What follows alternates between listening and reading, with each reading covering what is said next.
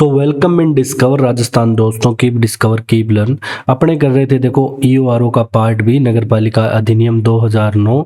उसके अंतर्गत देखो हमने क्या क्या कर लिया था। यहाँ पे हमने जो आपके 5-6 टॉपिक है, 4 टॉपिक कंप्लीट कर लिए थे मोटे मोटे। ठीक है, नगर पालिका परिसीमन, नगर पालिका वित्त। ठीक है, इसके अलावा आपको मैं एक बात बता दूं कि जो आपकी हमने धारा की थी 89 कै तक। अब आपकी जो नेक्स्ट धारा है वो 101 से स्टार्ट होगी सीधी। जो चैप्टर है आपका लेखा और संप्रेक्षा, वो आपके सिलेबस में नहीं है, अपने सिलेबस के अकॉर्डिंग चलना है। उसके बाद सीधा नगर पालिका राजस्व है। मतलब पहले तो आपको 300 लेके 89 तक धाराएं याद करनी है, उसके बाद आना है आपको सीधा 101 पे। तो इस चैप्टर में धाराएं हैं 101 से लेके 140 तक। इसको अपने 2 पार्ट में करेंगे। 20 धाराएं आज करेंगे इस चैप्टर में, 20 नेक्स्ट क्लास में यहाँ पे कंप्लीट करेंगे। तो हमारी प्लेलिस्ट में आप जाके बाकी भी क्लासें देख सकते हो। तो अपने शुरुआत करते हैं धारा 101 से कि धारा 101 क्या कहती है। तो दोस्तों धारा 101 हमारी कहती है कि नगर पालिका का अंतरित जो राजस्व है उसके बारे में। इसमें क्या कहा गया है कि नगर पालिका कैसे मतलब जो अपना राजस्व है एकत्रित करेगी, वो यहाँ पे बताया गया है। सीधी सी आपका अगर आपको बेसिक सी चीजें बताऊं तो जैसे नगर पालिका द्वारा जो उद्गृहित कर है और जो नागरिक सेवाओं की व्यवस्था के लिए नगर पालिका द्वारा जो उद्गृहित उपयोगिता प्रभार है, तो इसमें 3 खंड है। ठीक है, जिसमें देखो कै में दे रखा है नगर पालिका जो भी कर उद्गृहित करेगी वो किसी भी प्रकार से हो सकते हैं। उनको हम आगे जो आपकी धाराएं आएंगी तो वहां पे उसमें डिटेल में करेंगे। और नागरिक सेवाओं की व्यवस्था के लिए नगर पालिका द्वारा जो उद्गृहित उपयोगिता प्रभार है वो इसके अंतर्गत आएगा। इसके अलावा खंड ग में जो आपके विनियामक और अन्य कानूनी कृत्यों के अनुपालन के लिए उद्गृहित फीसें और जुर्माने हैं वो आपके खंड ग में आएंगे। इसमें 3 खंड दे रखे हैं आपके धारा 101 में। बस इन तीनों आपको धारा 101 में बस इतना ही बताया गया है कि मतलब क्या क्या मतलब किस तरीके से यहाँ पे राजस्व प्राप्त होगा। फिर बात आती है बाध्यकारी कर की। जो आपकी 102 है धारा, उसमें बाध्यकारी कर के बारे में बताया गया है। तो इसमें क्या होता है कि देखो जो भी धारा 4 के उपबंधों के अध्ययन रहते हुए, जो धारा 4 है जो हमने शुरू में पढ़ी थी, उसके उपबंधों के अध्ययन रहना है। और नगर पालिका ऐसी तारीख पर ऐसी दर से जिसके लिए राज्य सरकार प्रत्येक मामले में राजपत्र में अधिसूचना जारी करेगी। ठीक है, जो भी काम होता है अधिसूचना जारी करके ही होता है। और विहित रीति और अधिनियम के पूरा अध्ययन रहना है। ये तो कॉमन सी बात है, बार बार अपने रिपीट करने हैं, लेकिन लिखी इसलिए ताकि अपने इन चीज़ों को ध्यान में रखें। निम्नलिखित कर उद्ग्रहित कर सकेगी राज्य सरकार द्वारा अगर ऐसी अपेक्षा की जाए। ठीक है, राज्य सरकार जो भी इन्हें निर्देश देगी, मेन बात यह है कि जो राज्य सरकार यहाँ पे निर्देश देगी तो राज्य सरकार के निर्देशों के द्वारा ही नियमों के अध्ययन रहते हुए विहित रीति से मतलब ऐसे कौन कौन से कर उद्गृहित किए जाएंगे वो मैं यहाँ पे आपको बताने वाला हूँ। उसमें देखो जैसे अलग अलग खंड दिए गए हैं। जैसे जो इकाई क्षेत्र है, इसमें आधारित प्रणाली द्वारा या किसी अन्य प्रणाली द्वारा नगर पालिका सीमाओं के भीतर स्थित भूमि और भवनों पर जो कर होगा उन पे जो कर होगा वो खंड कै में। फिर कै में आपके आएगा देखो जो भी वृत्ति व्यापार आजीविका और नियोजन पर कर। ठीक है, जो भी वृत्ति व्यापार आजीविका है, नियोजन, उन पे कर है। बहुत प्रकार से कर होते हैं, जो ठेला टोला लगाने वाले होते हैं उनसे भी लेते हैं। देखो सड़कों पुल और घाटों पर जो पथ कर होता है वो इनके द्वारा। तो ये इसमें बताया गया है धारा 102 में कि मतलब कौन कौन से कर इनको बाध्यकारी कर है। बाध्यकारी करों के बारे में ऐसे व्यवसाय और उद्योग जो नगर पालिका सीमाओं के भीतर पर्यावरण प्रदूषण का स्रोत है उनसे प्रदूषण नियंत्रण के लिए भी कर लिया जाता है। ठीक है, ताकि उन पे ऐसे कर लगाएंगे तो वो प्रदूषण को कंट्रोल करने में कहीं ना कहीं सहायता करे। डै में आए सार्वजनिक स्थान पर निजी भूमि या भवन पर जो अनुज्ञेय सज्ज या विज्ञापन का कर है वो भी यहाँ पे लिया जाएगा। अगर कोई अन्य कर जिसे भारत के संविधान के अधीन अधिरोपित करने की राज्य सरकार की शक्ति हो तो वो भी यहाँ पे कर सकते हैं। कुल मिला के यहाँ पे इसमें क्या बताया गया, करों के बारे में बताया। इसमें एक कंडीशन क्या है दोस्तों कि जो राजपत्र में आदेश जारी करके करों का उद्ग्रहण नहीं करने, बंद व दर को कम भी किया जा सकता है। ठीक है, ये बात ध्यान रखना कि जैसे ये कर रहे हैं तो इनमें राज्य सरकार के पास एक शक्ति होगी। इस पे आगे पढ़ेंगे शक्ति के बारे में भी। तो वो इन करों को देखो कम भी कर सकती है, बंद भी कर सकती है। तो इन दरों को परिवर्तित भी यहाँ पे कर सकती है। तो ये सारी बातें इसके अंतर्गत है। अब आपकी जो धारा 102 की उपधारा 2 क्या कहती है? यहाँ पे उपधारा 2 कहती है कि जो भिन्न भिन्न नगर पालिकाओं को भिन्न भिन्न दशाओं के आधार पर, मतलब हर नगर पालिका की कंडीशन अलग अलग होती है। जैसे कोई स्ट्रोंग होगी, मतलब जैसे देश होते हैं, कोई वित्त आर्थिक रूप से मजबूत होते हैं, कमजोर, वैसे नगर पालिकाओं की यही कंडीशन होती है, कोई आर्थिक रूप से मजबूत होती है, कोई नहीं होती। तो विभिन्न दरों पर कर उद्ग्रहण के निर्देश उपधारा 1 के अधीन जो भी राज्य सरकार निर्धारित करेगी। ठीक है, राज्य सरकार इन्हें निर्देश देगी अपने को, ये बात ध्यान रखनी है। यहाँ पे ये थोड़ी आज दिक्कत आ रही है आजकल से हमारे ये PDF वगैरह में। अब जो राज्य सरकार है विभिन्न नगर पालिकाओं करों की दर को एक समान भी कर सकेगी या भिन्न भी। ठीक है, ऐसा कोई फिक्स नहीं है कि जैसे राजस्थान है, अब राजस्थान की जो सरकार है इसने कह दिया कि सभी नगर पालिकाओं में इस दर से ही कर लगेगा, तो वैसा कोई फिक्स नहीं है। सभी की जगह कंडीशन के हिसाब से, जैसे जयपुर में आपको अलग मिलेगा, ठीक है, और कहीं जाओगे तो आपको वहाँ पे अलग अलग कर यहाँ पे देखने को मिलेंगे। अब हम बात करेंगे धारा 103 क्या कहती है दोस्तों। अब एक चीज है, जो धारा 102 है उसकी उपधाराओं में कुछ पॉइंट दिए गए हैं। कौन से दिए गए हैं? नहीं, इसमें नहीं है, सॉरी, 103 में ही है। अब देखो, जो अन्य कर जो अध्यारोपित किए जा सकेंगे, मतलब दो हमने क्या जाना, 102 में जो बाध्यकारी कर है, 102 में जो बाध्यकारी कर है उनके बारे में जाना। ठीक है, और अब ऐसे कर होंगे जो यहाँ पे अध्यारोपित किए जा सकते हैं। अन्य कौन कौन से हो सकते हैं? देखो, जो 103 की उपधारा 1 है ये यहाँ पे कहती है कि तो राज्य सरकार के इस निमित्त सामान्य या विशेष आदेशों के अध्ययन, ठीक है, जो भी है राज्य सरकार के अध्ययन होगा। बार बार में वही बात है, इस पे आपको फोकस नहीं करना, अपने को ये देखना है अन्य कर कौन से हैं। संपूर्ण नगर पालिका के किसी भी भाग में, ठीक है, कोई भी नगर पालिका इसके किसी भी भाग में जो नगर पालिका है ये क्या करेगी, निम्नलिखित सभी या उनमें से कोई भी कर, जो नीचे अभी मैं दिखाऊंगा आपको जो लिखे हुए हैं, तो वो सब कर यहाँ पे अध्यारोपित कर सकती है। तो वो अन्य करों में आएंगे। बस सीधा सा अपने को ये ध्यान रखा है कि अन्य करों में क्या आएगा।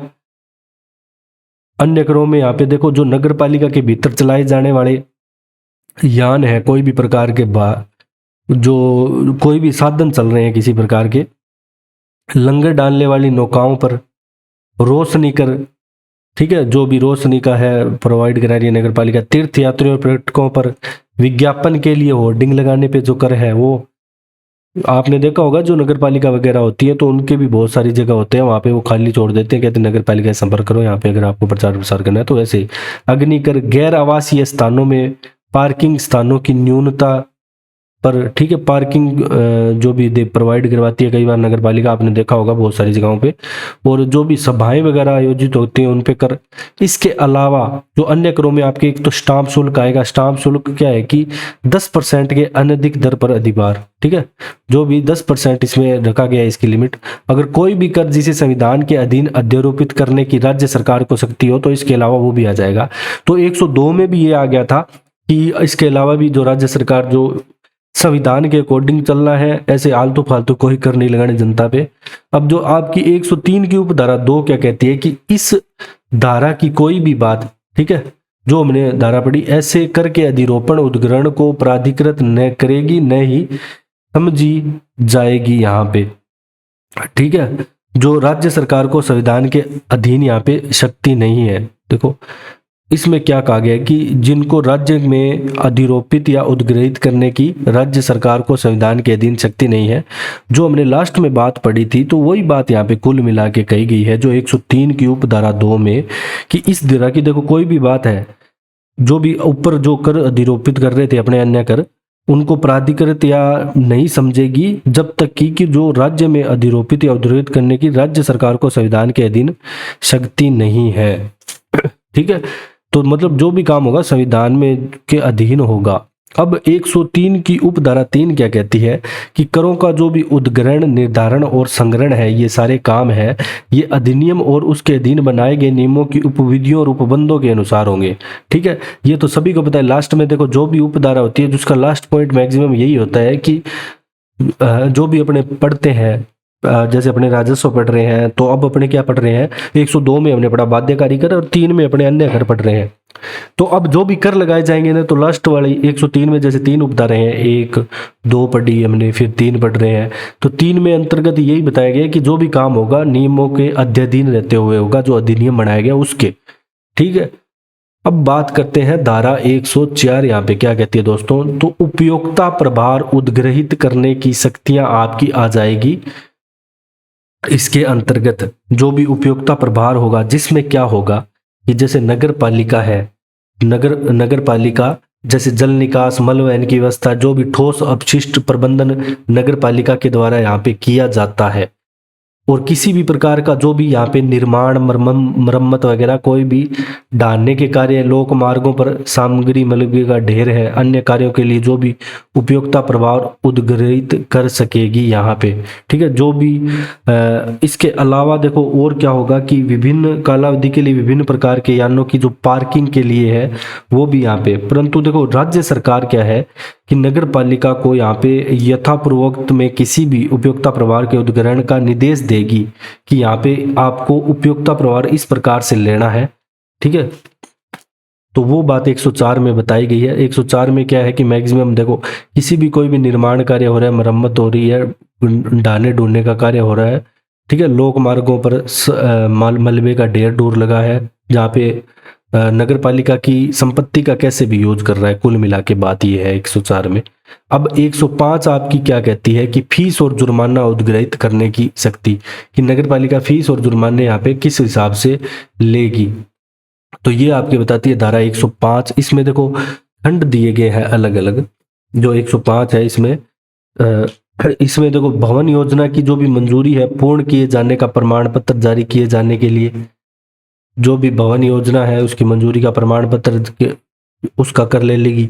भूमि और भवनों के जो भी गैर आवासीय उपयोगों के लिए अगर अनुज्ञप्ति जारी किए जाने के लिए ले लेगी, जैसे कोई भी कोई पीजी लाइब्रेरी ऐसी चीजें करता है तो वो उसमें आएगी गैर आवासीय में। अब व्यवसायिक विभिन्न प्रवर्गों जैसे विज्ञापन के लिए उपयोग, ठीक है, जो खोमचा ठेला ठूला लगाने वाले हैं उनके लिए, नलकूप लगाने, मांस मछलियों कुक्कुट उत्पादों के लिए, क्रय विक्रय के लिए जो जगह पे यूज करेंगे, जन्म और मृत्यु प्रमाण पत्र जारी करने, ठीक है, तो इन चीजों के लिए भी ये जो आएगा ये फीस और जुर्मानों के अंतर्गत आएगा। तो फीस और जुर्माने आपके हो जाएंगे 105 में। अब जुर्माना जो उद्ग्रहित करने की शक्ति है वो होगी नगर पालिका को। किसको?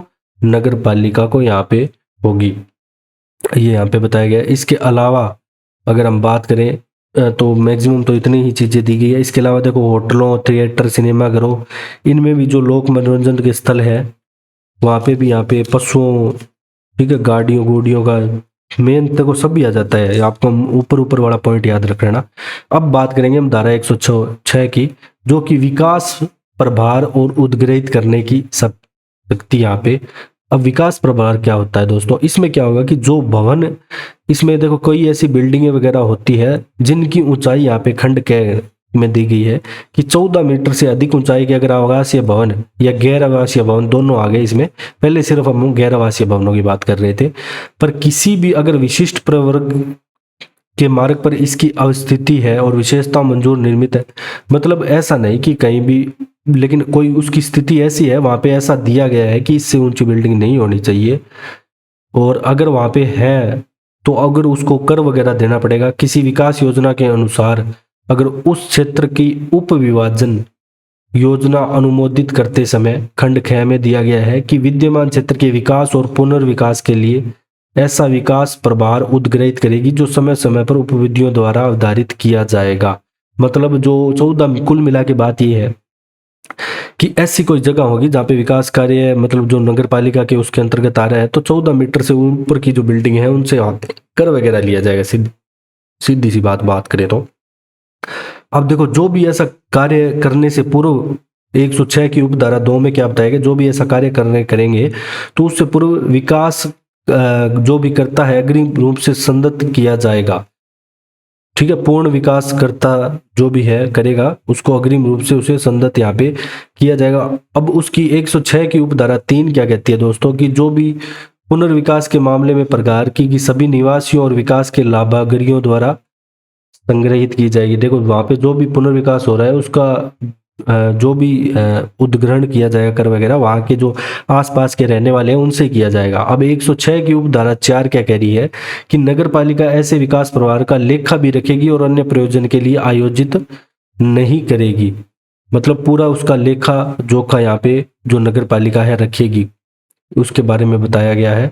अगर अब हम बात करें धारा 107 की, अब धारा 107 क्या कहती है कि करारोपण से छूट के बारे में कहती है कि करारोपण से छूट कैसे मिलेगी। अब जो 107 की उपधारा 1 है ये आपकी कहती है कि धारा 102 और 3 में जो भी विनिर्दिष्ट कर है, 102 में हमने पढ़े बाध्यकारी कर और 103 में अन्य कर, दोनों कर है। अगर कोई भी कर नगर पालिका द्वारा ऐसी संपत्ति जो उसमें निहित हो या उसकी हो उद्ग्रहणी नहीं होगा। कुल मिला के ये बात की गई है दोस्तों 107 की उपधारा 1 में कि अगर नगर पालिका की संपत्तियां वो खुद से थोड़ी कर लेंगे, सीधी सी बात है, ठीक है, उनके द्वारा उनकी संपत्ति से कोई कर नहीं लिया जाएगा। अब 107 की उपधारा 2 यहाँ पे क्या कहती है कि धारा जो भी 102 की उपधारा 1 का खंड जो कै है, तो क्या क्या कहता है कि इकाई क्षेत्र आधारित प्रणाली द्वारा किसी अन्य प्रणाली द्वारा नगर पालिका सीमाओं के भीतर भूमियों और भवनों पे जो कर है वो खंड क्या कहता है। और 103 की उपधारा का खंड 1 और 2 क्या कहते हैं कि नगर पालिका के जो भी भीतर चलाए जाने वाले वाहन और लंगर डालने वाली नौकाओं, इन दोनों के बारे में यहाँ पे बात कही गई है। तो 3 चीजों के बारे में यहाँ पे 107 की उपधारा 2 में कहा गया अगर ऐसी यहाँ पे कंडीशन आए तो जो भी विनिर्दिष्ट कर है उसमें कोई भी ऐसी किन्हीं भी भूमियों, भवनों, यानों या वाहनों के संबंध में जो केंद्र या राज्य के हों उसमें निहित हो उद्ग्रहणीय कर नहीं होगा। मतलब जैसे आपकी वो कचरा उठाने वाली गाड़ी चल रही होगी स्वच्छ भारत का इरादा, तो उनसे वहां पे कोई कर नहीं लिया जाएगा। ठीक है, तो ये बात यहाँ पे कही गई है सीधी सी। अब अपने देखेंगे नेक्स्ट चलते हैं, 1 सेकेंड। कर उद्ग्रहणीय नहीं होगा ये हमने देख लिया। अब 107 की उपधारा 4 क्या कहती है कि जो भी राज्य सरकार द्वारा राजपत्र में अधिसूचना जारी कर अधिनियम के अधीन उद्ग्रहणीय कर के संदाय में विशेष छूट या परिनिश्चित कर सकेगी। और अब देखो इसमें वही है, जब भी लास्ट धारा आती है वो यही कहती है कि जो भी काम करेंगे अधिनियम के अधीन करेंगे और राजपत्र में अधिसूचना में जारी करके ही होगा। अब हम बात करेंगे 108 धारा 108 क्या कहती है आपकी। 108 दोस्तों कहती है कि जो भी कर अधिरोपित करने की प्रारंभिक प्रक्रिया है, ठीक है, जो भी कर अधिरोपित करने की यहाँ पे प्रारंभिक प्रक्रिया है वो नगर पालिका कैसे मतलब करेगी, मतलब किस प्रकार से, तरीका तो होगा ना एक कि मतलब ऐसे कर अधिरोपित कर रही है तो पूरा जो प्रॉपर तरीके से यहाँ पे किया जाएगी। अब नगर पालिका देखो जो धारा 103 के अधीन जो कर है उसके बारे में बताया गया है। धारा 103 के अधीन जो भी कर अधिरोपण से पूर्व है निम्नलिखित यहाँ पे प्रारंभिक अभिक्रिया का पालन करेगी। कौन कौन सी है इसमें खंड क्या आता है, पहले एक बैठक में पारित होगा संकल्प, ठीक है, बैठक में संकल्प पारित होगा कि अपने को नगर पालिका विकास के लिए इस मतलब यहाँ इस हिसाब से कर वगैरह लेने चाहिए।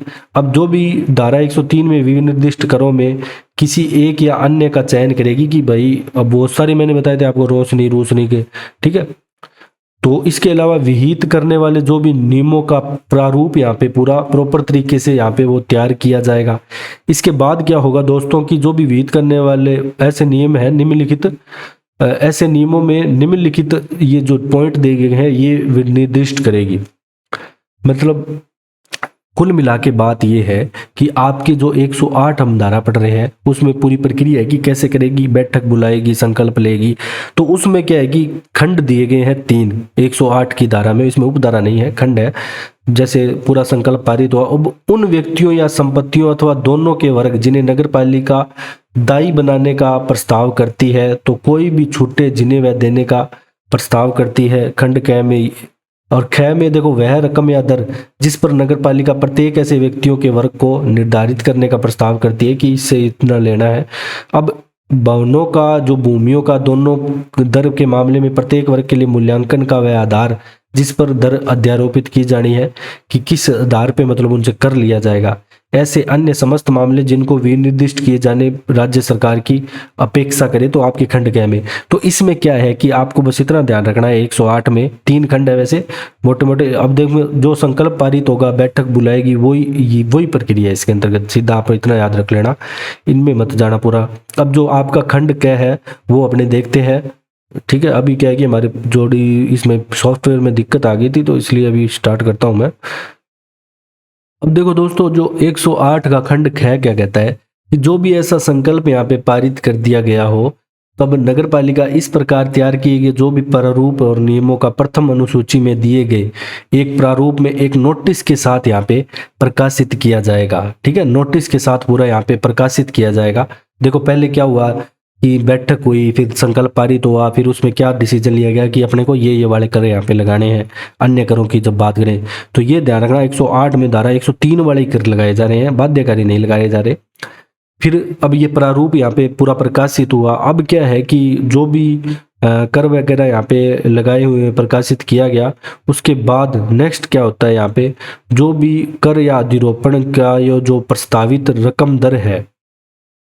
अब इस खंड में गए में दोस्तों सीधी सी अगर बात बताऊं तो इसमें यह है कि जो भी ये जो प्रस्तावित रकम दर है दायी बनाने वाले व्यक्ति वर्गों के प्रस्तावित छूट के संबंध में, मतलब कि जो भी ये नोटिस जारी हुआ ये पढ़ लेगा, फिर ये 1 महीने के भीतर भीतर अगर इसको कोई आपत्ति हो तो वो वहाँ पे जारी कर सकता है। सीधी सी बात ये है, आपत्ति करने वाला नगर पालिका का जो निवासी है वो 1 महीने के अंतर्गत, ठीक है, जो भी डेट यहाँ पे जारी की गई है उसमें 1 महीने के अंतर्गत आपत्ति यहाँ पे जारी कर सकता है। कुल मिला के यहाँ पे बात यही आती है। नेक्स्ट हम जो बात करेंगे, अब जो भी नोटिस का प्रकाशन है 1 मास के भीतर भीतर वही है, पूरी आपत्ति लिखित में देनी पड़ेगी, वही बात यहाँ पे लिखी गई है। और जो नगर पालिका द्वारा आपत्ति पर विचार या रिपोर्ट देने के लिए संपत्ति को प्राधिकृत करेगी जब तक वह प्रस्तावित कर को त्यागने का विनिश्चय न करे, फिर बाद में उस पे ऊपर डिसीजन यहाँ पे लिया जाएगा। ठीक है, अगर किसी को आपत्ति है तो वो खंड ग में दर्ज कर सकता है, फिर उसके आधार पर नगर पालिका या तो उसको कम कर सकती है या हटा भी सकती है, तो वो बाद में डिसीजन लिया जाएगा। ठीक है, विशेष संकल्प से अब ऐसी तारीख कर अधिरोपण के निर्देश देगी जो विनिर्दिष्ट किए जाएं। ठीक है, बाद में अंत रूप से उसे विनिर्दिष्ट कर दिया जाएगा करों को। अब आपकी धारा 109 क्या कहती है कि कर का अधिरोपण के बारे में बताती है धारा 109। अब देखो धारा 108 में जो विशेष संकल्प पारित करने के पश्चात, 8 में अपने संकल्प भी पारित कर रहे थे, नोटिस जारी कर रहे थे, ज्यादा से ज्यादा ये कर रहे थे। अब नगर पालिका क्या करेगी, नियत तारीख से कर का अधिरोपण राजपत्र में अधिसूचित करेगी, सेम वही। अब जो अभी हम 109 की उपधारा 1 पढ़ रहे हैं, ठीक है, ये आप ध्यान रखना, अभी थोड़ी सी इसमें दिक्कत आ रही है आज और नेक्स्ट क्लास में आपका सही हो जाएगा ये। फिर इसके बाद क्या होगा दोस्तों कि जो भी यहाँ पे अधिरोपण वगैरह राजपत्र में अधिसूचित कर दिया जाएगा, तो फिर आपकी आ जाओगे आप 109 की उपधारा 2 में। अब जो 1 के अधीन जो अधिरोपण की अधिसूचना जारी हुई है, तो वो इस बात का निश्चायक होगी कि उपबंधों के अनुसार कर का अधिरोपण किया गया है। ठीक है, सीधी सी बात है, आपको 109 में इतना याद रखना है कि जो भी अधिरोपण वगैरह किया गया है वो नियमानुसार किया गया है यहाँ पे, तो इतनी ही बात इसके अंतर्गत आपके बताई गई है। इसमें देखो तारीखों वगैरह का बताया गया, थोड़ा वार्षिक रूप से जो उद्ग्रणीय कर है उनके बारे में बताया गया है। इसमें भी अगर 109 में जाए तो अपने 3 खंड आते हैं। ठीक है, तो 3 खंडों में देखो जो भी निम्नलिखित तारीखों में से एक तारीख के सिवाय प्रवर्त नहीं होगा, अर्थात जो भी शासकीय वर्ष होगा ना, मतलब जैसे अपना 1 अप्रैल से आज स्टार्ट हो गया, ठीक है, फिर जुलाई के प्रथम दिन से, अक्टूबर के प्रथम दिन से, इसके अलावा अप्रैल के प्रथम दिन से अगर भिन्न यदि किसी प्रवर्त हो तो आगामी अप्रैल के प्रथम दिन तक त्रैमासिक रूप से यहाँ पे कर उद्ग्रणीय होगा, ये बताया गया है। इनको आप इतना डीप में नहीं जाना, आप इतना ही जारी रखना। अब अपने करेंगे नेक्स्ट जो धारा है 110, करों में परिवर्तन करने की प्रक्रिया। अब कर में जो भी लगाए गए हैं उनमें परिवर्तन हो सकता है। अब जो 103 के अधीन जो भी अध्यारोपित कर है वो समाप्त व परिवर्तन की प्रक्रिया वही होगी जो धारा 108 और 9 द्वारा विहित है। तो 108 और 9 में जो आपकी प्रक्रिया निहित की गई वैसे ही होगी, सेम संकल्प वगैरह पारित करके सेम वही प्रक्रिया जो मैंने आपको बताई, तो उस प्रक्रिया में होगा। फिर नेक्स्ट हम बात करें धारा 111 की। यहाँ पे देखो 11 में क्या बताया गया है आपके इसमें बताया गया कि करों को स्थगित करने या प्रतिषिद्ध करने या उसमें सुधार करने की सरकार की शक्ति। 102 और 3 में देखो, जो भी कर उद्ग्रहित किए गए राज्य सरकार को लगे कि जनसाधारण के लिए उचित नहीं है, ठीक है, नगर पालिका ने कर दिए लेकिन राज्य सरकार को ऐसा लग रहा है कि यहाँ पे अब उचित नहीं है जनता के लिए, तो राज्य सरकार क्या करेगी, नगर पालिका का जो निराकरण के उपाय की अपेक्षा यहाँ पे करेगी, ठीक है। इसमें क्या होगा कि राजपत्र में सेम वही अधिसूचना जारी करके और कर की वही त्रुटि, अगर या तो कोई कमी पेशी है तो उसे दूर करो या उसे समाप्ति कर दो। सीधी सी बात यह है कि अगर राज्य सरकार की शक्ति पूछे कोई भी नगर पालिका करती है तो धारा 111 में आएगी, अपने को इतना याद रखना है। अभी मैं यहाँ पे लिख नहीं रहा हूँ क्योंकि ये थोड़ी सॉफ्टवेयर में दिक्कत आ रही है, डायरेक्ट आप मेरे को सुनने की कोशिश करें। फिर अब जो धारा 112 क्या कहती है कि जो कर को स्थगित या समाप्त करने की नगर पालिका की शक्ति की, 11 में राज्य की शक्ति, अब आ गई नगर पालिका की। अब राज्य सरकार के जो भी आदेशों के अधीन रहना है, इसको ऐसे कर को स्थगित या समाप्त कर सकेगी जो धारा 103 के अधीन है, ठीक है, 103 के अधीन। 102 में बाध्यकारी कर रहे हैं, उसकी बात नहीं कर रहे, मैक्सिमम हम यहाँ पे जो आगे की धाराएं हैं उसमें 103 की बात करेंगे। अब जो 113 है आपकी कहती है कर का निर्धारण कर निर्धारकों की नियुक्ति, ठीक है, राज्य सरकार द्वारा जो भी कर निर्धारकों की नियुक्ति, मतलब ऐसे तो है नहीं कोई भी कर पूरा सोच समझ के लगाया जाएगा, विदेश आदेशों द्वारा कार्य समनुदेशित किया जाएगा। राज्य सरकार मतलब कर जो निर्धारण करेंगे उनकी नियुक्ति की जाएगी पूरे तरीके से। ऐसे तो किसी को बिठा दिया तो कोई अपनी मनमर्जी से तानाशाही वहां पे करने लग जाएगा। तो 1 में आपके है कर निर्धारकों की नियुक्ति, उपधारा 2 में है विशेष आदेशों द्वारा समानुदेशित, मतलब उन्हें निर्देश दिए जाएंगे। कुल मिला के बात ये है। अब अपने जो नेक्स्ट करेंगे धारा 114 यहाँ। तो दोस्तों आपकी धारा 114 यहाँ पे कहती है जो भी कतिपय जानकारियां देना और उन्हें देने में विफल रहने का परिणाम, मतलब देखो 114 की उपधारा आपकी 1 यहाँ पे कहती है जो भी कर निर्धारक की अध्यपेक्षा पर 102 की उपधारा जो भी 1 में निर्दिष्ट कोई भी भवन या भूमि दोनों का स्वामी अधिभोग की युक्त कालावधि में अध्यपेक्षा में विनिर्दिष्ट किया जाए। मतलब इसका मतलब यहाँ पे ये क्या कहना चाहता है कि जो भी यहाँ पे ऐसे प्रारूप का विवरण, इसमें 2 कंडीशन है, उससे आपको समझ आएगा।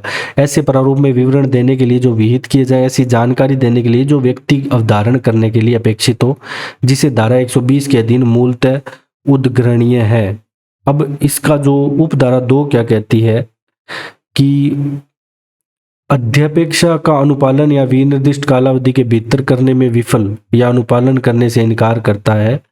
देखो जो भी ऊपर वाली जो आपकी उपधारा 114 की 1 है उसमें जो भी उनको कर वगैरह के लिए निर्देश दिए गए, अगर वो यहाँ पे जो भी कालावधि दी गई है, टाइम दिया गया है, उसके लिए 2 कंडीशन में बाध्य होगा। ये चीज़ मैंने आपको बताई, ठीक है।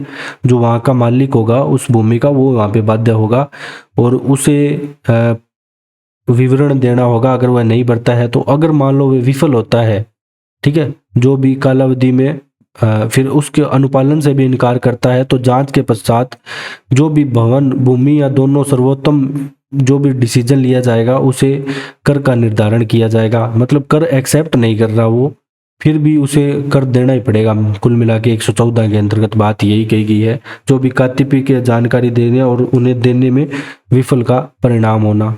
अब धारा 115 क्या कहती है आपकी कि जो संशोधन के प्रयोजन के लिए सूचना देने की बाध्यता है, तो वो आपकी आती है धारा 115 में, संशोधन के प्रयोजन के लिए सूचना। देखो जब कोई भवन या निर्मित परिवर्तित किया जाए तो उसका मालिक होगा जो ऐसे निर्माण जो भी पुनर्निर्माण यहाँ पे कर रहा है, पूर्ण होने की तारीख या भवन अधिभोग करने की तारीख जो भी इसमें से पहले हो 1 मास के भीतर नगर पालिका को सूचना देगा उसके बारे में, जो भी निर्माण कार्य उसने किया है। अब यदि कोई व्यक्ति उपधारा 1 के अधीन सूचना देने में विफल हो जाता है, मतलब वो जो भी निर्माण कार्य कर रहा है वो सूचना यहाँ पे नहीं दे पा रहा, फिर नगर पालिका उस पर या तो 500 रुपये से अधिक या उक्त भवन या परिवर्तन पर 3 मास की जो कालावधि के लिए जो कर दिया गया उस कर का ना 10 गुना लेगी, ठीक है, या ऐसा शासित अधिशोपित कर सके। अब जो धारा 116 आपकी क्या कहती है दोस्तों, जो भी भवनों भूमियों पर करों के संदाय के मूलतः दायी व्यक्तियों द्वारा हक के समस्त अंतरणों के विषय में नगर पालिका को सूचना देना। 116 यहाँ पे देखो, इसके अंतर्गत दोस्तों 2 उपधाराएं हैं। 116 में।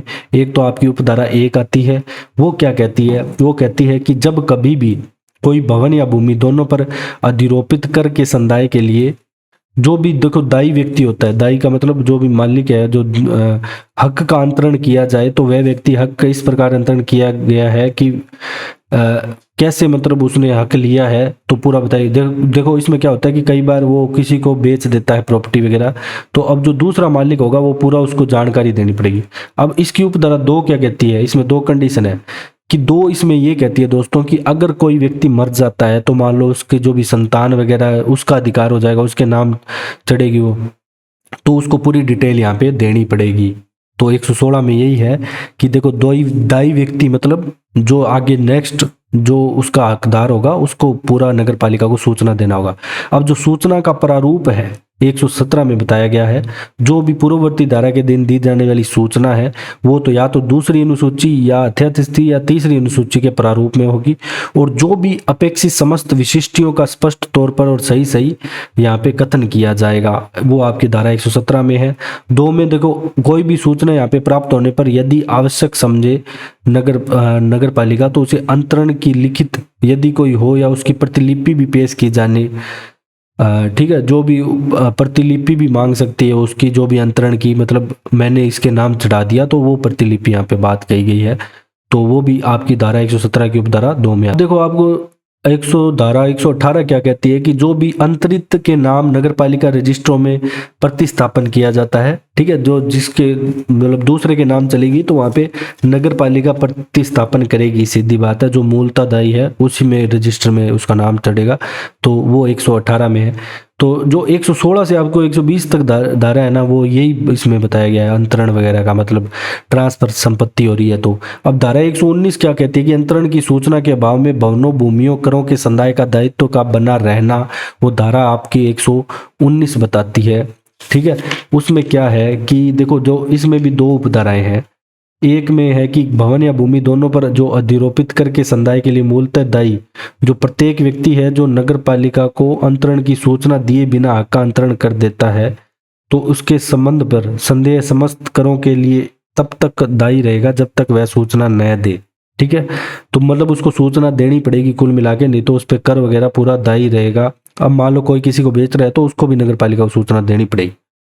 अब इस धारा की कोई भी बात उक्त करके अंतरित के जो भी दायित्व है कम करने वाली या नगर पालिका परिसरों पर देकर वसूली के लिए 140 द्वारा प्रदत्त जो भी दावे को प्रभावित करने वाली नहीं समझी जाएगी, वो 119 की उपधारा आपके 2 में कहा गया है, इतना आपको नहीं ध्यान रखना है। अब धारा 120 क्या कहती है आपकी कि जो भी कर मूलतः किससे उद्ग्रहणीय है ये बताती है।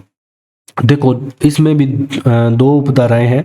जो उपधारा 1 कहती है कि भवनों और भूमियों पर जो भी जो कर अध्यारोपित होगा, ठीक है, जो वास्तविक अधिभोगी होगा, जो जिस पर ऐसा निर्धारण किया गया है, यदि वह भवन या भूमि दोनों का स्वामी है तो राज्य सरकार से या नगर पालिका से अन्य पट्टे पर या किसी व्यक्ति से भवन या पट्टे पर धारण करता है, तो उससे ही, मतलब किससे लेंगे, मालिक से लेंगे मेन, तो वही बात इसमें है।